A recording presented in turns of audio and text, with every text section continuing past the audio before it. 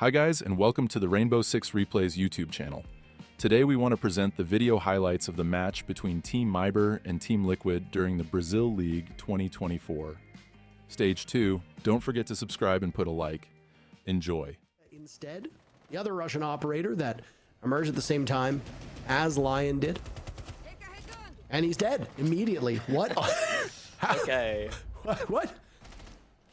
Well, that is very... Lagonis is very lucky that it happened that way. He's able to move off of that position and now confront Gomez at main door. Bullet dies to Maya. You might have lost Nesk, but him taking out Machina is very important for the way that these teams play. Liquid is all gone, by the way. What on earth just happened there? MIBR with 3 very quick kills. It's left Palu as the last man standing, and well, Gomez should be able to track the Valkyrie down. Palu catches Rare looking in the wrong direction. Now a rotation, but they will run into each other in the hallway. This has been a very odd one, Jesse. These teams have missed their shots time and time again, but it looked like, not the default cam, a Valkyrie cam was up.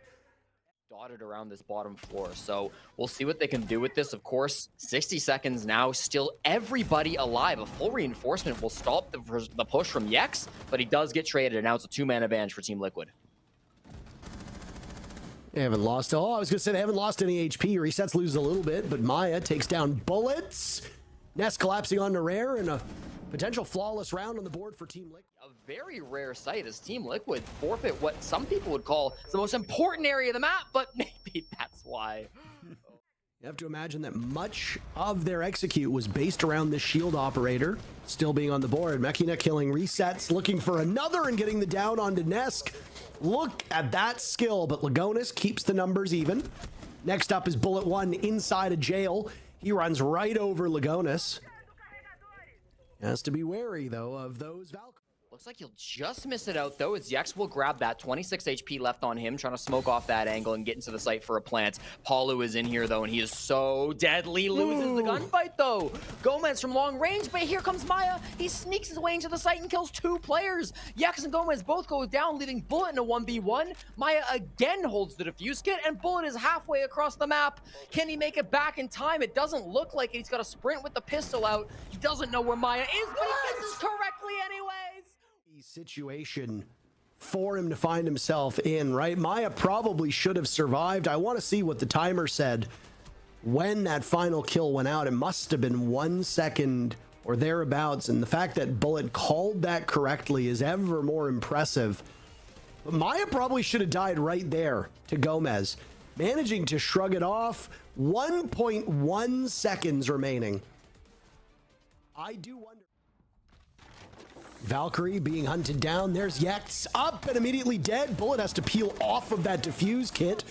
Palu holding things down. Maya also one of the lines of defense. What a play by Maya. Machina's dead. Bullet will have to attempt the up above. If they could isolate him, that might be a pick, but you saw obviously the player on Team Liquid was holding his doorway from above, so this just does not get easier. 30 seconds and an entry pick might start it off. Team Liquid cleaning up in these kills, and the round is over. Later on through this game, Nesk in a bit of a sneaky spot down inside of Workshop. They've got drones hunting and finding him as well, but it's not going to stop Lagonis from finding Gomez. Now we flick back over to this gunfight with Nesk, and again, on a drone. Can he win the fight anyways? Deals a lot of damage and does get the frag. Rare goes down. Palu finds Yex elsewhere, and Machina falls to, leaving Bullet in just a 1v4. How quickly this round has devolved, and it looks like they know where Bullet is as well. There's the swing from Palu to end it out. Team Liquid in a fast round.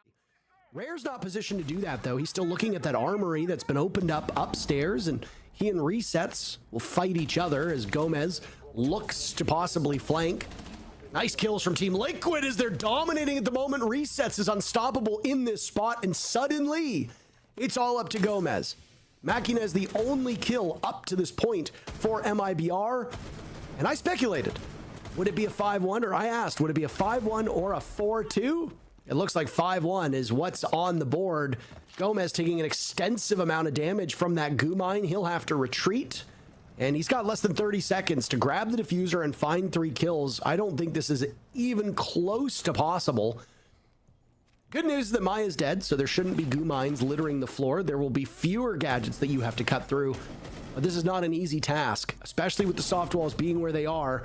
A nice pick from Gomez too, in fact, if you include the kill above that happened 20 seconds. Viewers at home were able to catch the pre-game interview that went on. He didn't have many kind things to say about MIBR.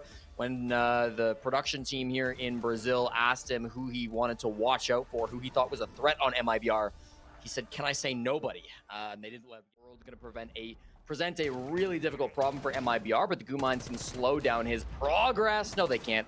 Gomez will be taken out, and those goo mines will no longer be generating. That leaves Yax to be where this push will end up coming through.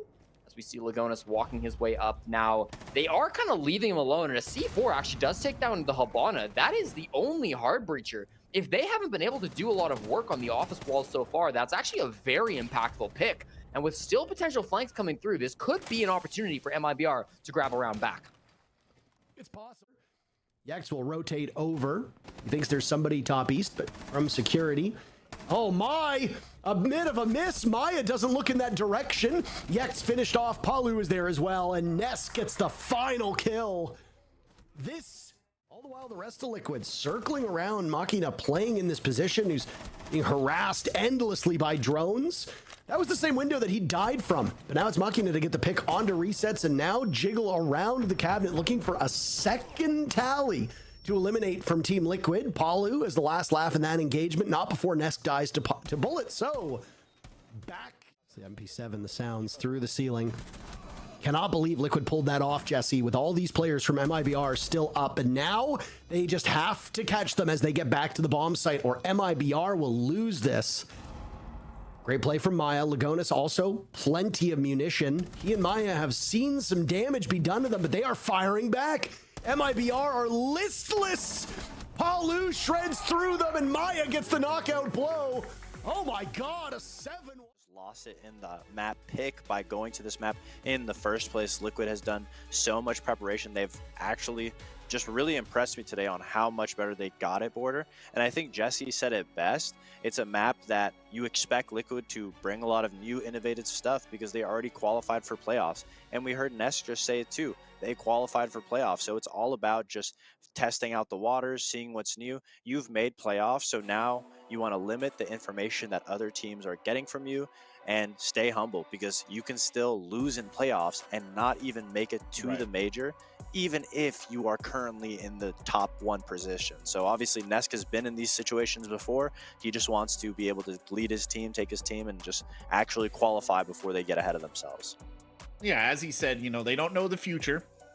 He seemed pretty comfortable about the idea of the future, and he's also our MVP here. I think, I mean, deservedly so. EPS of 160, you know, that entry 4-0 is kind of what I was talking about. I felt like there were so many rounds where sort of Ness just slapped MIBR down early and put them in a position where they really couldn't recover.